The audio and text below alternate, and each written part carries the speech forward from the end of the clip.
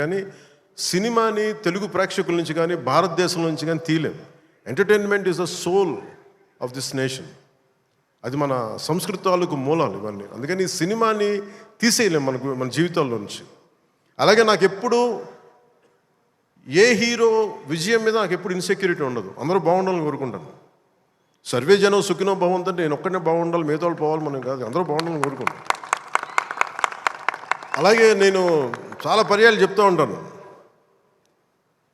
ఉదాహరణకి నేను టుడే ఈ మన ఏపీ గవర్నమెంట్కి సంబంధించి టికెట్స్ ఇవన్నీ అడుగుతూ ఉంటే నేను అది ఒకటి అనుకుంటాను.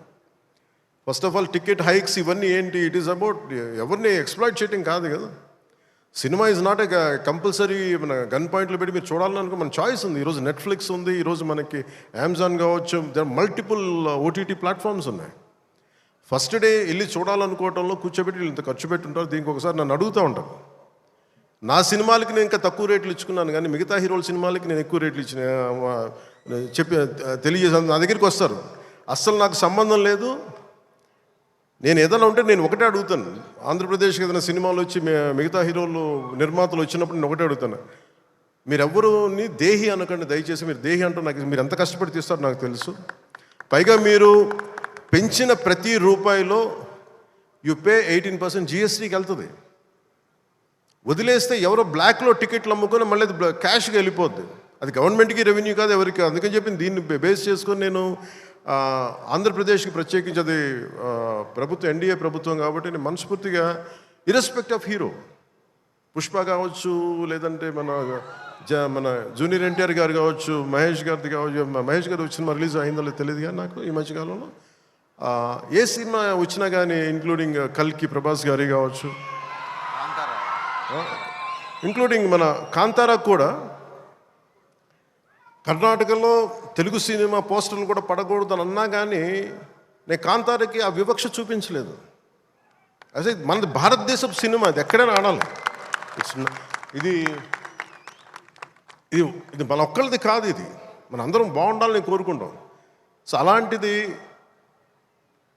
ఈ సినిమా, ఈ కలెక్షన్స్ ఇవన్నీ ఏంటంటే నాకు ఆ పిచ్చి లేదు. నాకు నా సినిమా పిచ్చి కలెక్షన్ ఏముంటుంది అని అన్నిటిని దాటి అలా ఏమి ఉండదు. ఏంటంటే సినిమా బాగుంటే ప్రేక్షకులే 10 సార్లు చూస్తారు, 100 సార్లు చూస్తారు. మన చేతిలో ఉన్నది పని చేయడం. సో తెలుగు సినిమా అనేది ఇర్రెస్పెక్టివ్ మనం ఈ ఫ్యాన్ వార్డ్స్ ఇవన్నీ చూస్తూ ఉంటాను. నాకు చాలా మీరందరూ ఏకాభిప్రాయం అంటే మీకు ఒక డెఫినెట్గా మన ఇంకొక హీరో మనకి ఇష్టం అది చూడాలి, కానీ అబ్యూజివ్గా ఉండిపోవటం, ఆన్లైన్ వార్డ్స్ అబ్యూజివ్గా అయిపోవటం, ఇది ఒక రైట్ వాతావరణం అనిపించదు నాకు. నేను పర్సనల్గా చెప్తాను కదా, మీ బీయింగ్ ఏ హీరో నేను చెప్తాను కదా, అందరి హీరోల అభిమానులు నేను చాలా గౌరవిస్తాను. ఎందుకంటే నాకు ఏ హీరోతో నాకు విభేదాలు లేవు. నాకు ఏ హీరో సాధించిన విజయం మీద నాకు చిన్నపట్ల ఇది కూడా ఉండదు. నాకు అందరూ బాగుండాలి, మనస్ఫూర్తిగా మీరు విజయం సాధించాలి. ఎందుకంటే నేను ఒక్కడిని అన్ని సినిమాలు చాలా ఈరోజు కాదు అనేక సందర్భాల్లో చెప్పాను. నేను చేస్తే మహా చేసే సంవత్సరానికి ఒక సినిమాను 2 సినిమాలు చేస్తాను, నిజంగా హీరోగా ఫుల్ ఫ్లెడ్జ్గా ఉన్నా కానీ. ఇప్పుడు ఆ పరిస్థితి కూడా లేదు. అలాంటిది ఇన్ని థియేటర్లు ఇంత ఇన్వెస్ట్మెంట్ రావాలి అంటే 100 సినిమాలు వస్తే తప్ప నిజంగా అక్కడ థియేటర్లు పోషింపలేదు. దానికి తద్వారా ఉపాధి ఉంటుంది అందరికీ.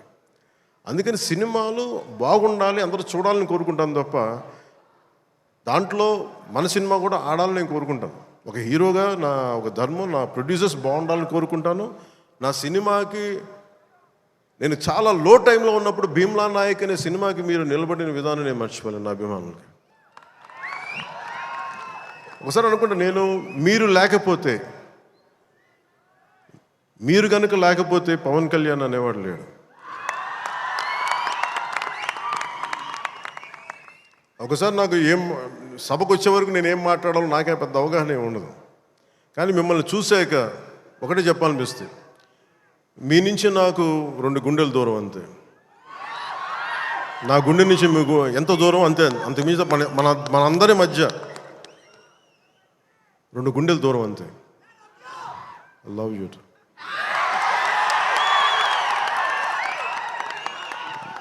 నేను సినిమా చేసినప్పుడు ఒకటే కోరుకుంటా, మీకు పవన్ కళ్యాణ్ సినిమా చూసినప్పుడు ఎలా ఉండాలి అని కోరుకుంటానంటే ఎంటర్టైన్మెంట్ ఉండాలి. ఆర్ట్ సినిమాలో ఉండకూడదు, కొంచెం ఎంటర్టైన్మెంట్ ఉండాలి, చిన్న ఉత్సాహం రావాలి, చిన్నపాటి సామాజిక అవగాహన స్పృహ ఉండాలి. దేశం మీద ఒక చిన్నపాటి భక్తి ఉండాలి, భక్తి పెంపొందించేలా ఉండాలి. ఇవన్నీ ఒక కలెక్టివ్ థాట్ అన్నీ సరైన కమర్షియల్ మీటర్లో దొరికితే ఎలా ఉంటుందో ఈ సినిమా హరీష్ శంకర్ నిర్దేశకత్వంలో, ఆయన దర్శకత్వంలో నేను ఏమైతే ఇలా ఉంటే బాగుంటుందని కోరుకుంటానో అవన్నీ చాలా పొందిగ్గా ఒక భగవంతుడికి ఒక మాల్లా కూర్చాడు. ప్రేక్షకులుగా ఆ మాల వేయడానికి సిద్ధంగా ఉన్నాను హరీష్ శంకర్. మీరు this film will definitely I think entertain you. అంటే నాకేంటంటే డికేడ్స్ నుంచి, లాస్ట్ 2.5 డికేడ్స్ నుంచి నాకు ఏ సినిమా చెప్పుకోవడం నాకు తెలియదు. తొలి ప్రేమ కూడా ఆడినప్పుడు, నా ఫస్ట్ సినిమా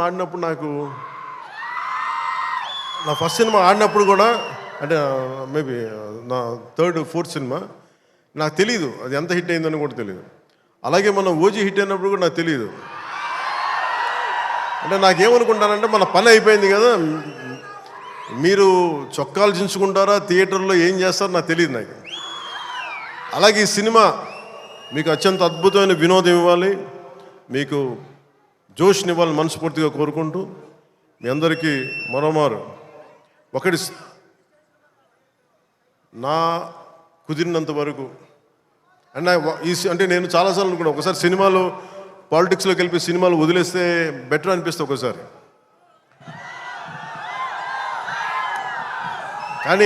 కానీ ఏమనిపిస్తుంది అంటే దానికి రీజన్ ఏంటంటే, కనీసం నన్ను చాలామంది మాట్లాడుతూ ఉంటారు, కొంతమంది నేనంటే పడని రాజకీయాలు ఉండే వ్యక్తులు కొంతమంది. నాకేమనిపిస్తుందంటే అలాగే నాకేమనిపిస్తుందంటే, రాజకీయాలు ఉండే వాళ్ళందరికీ కాంట్రాక్టులు చేసుకుంటారు, వాళ్ళందరికీ వ్యాపారాలు ఉన్నాయి.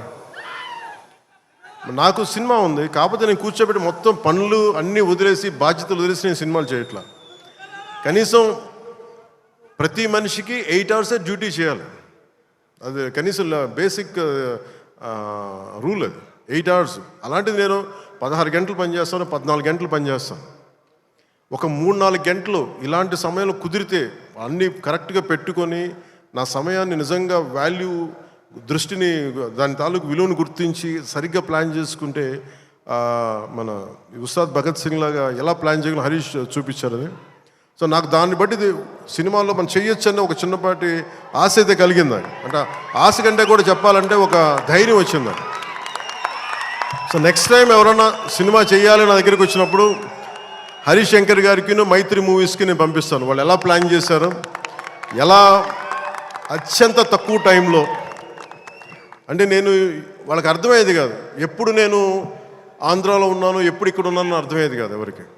ఎందుకంటే నేను కరెక్ట్గా అక్కడికి వెళ్ళి 8 గంటలు పనిచేసేవాడిని, 9 గంటలు ఉండేవాడిని, ఒకసారి 12 గంటలు ఉండేవాడిని, వచ్చి నైట్ అంతా కూర్చొని 2 దాకా చేసేవాడిని ఇక్కడ.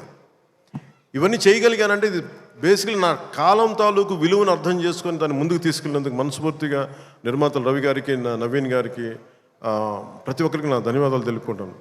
ఇది మీరు ఇచ్చిన ఈ జోష్ కానీ, ఈ అవకాశం కానీ నేను మర్చిపోలేను. మీరు అలాగే విదేశాల్లో ఉన్న తెలుగు ప్రేక్షకులందరికీ, అభిమానులందరికీ, నా అభిమానులందరికీ మనస్ఫూర్తిగా ధన్యవాదాలు తెలుపుకుంటూ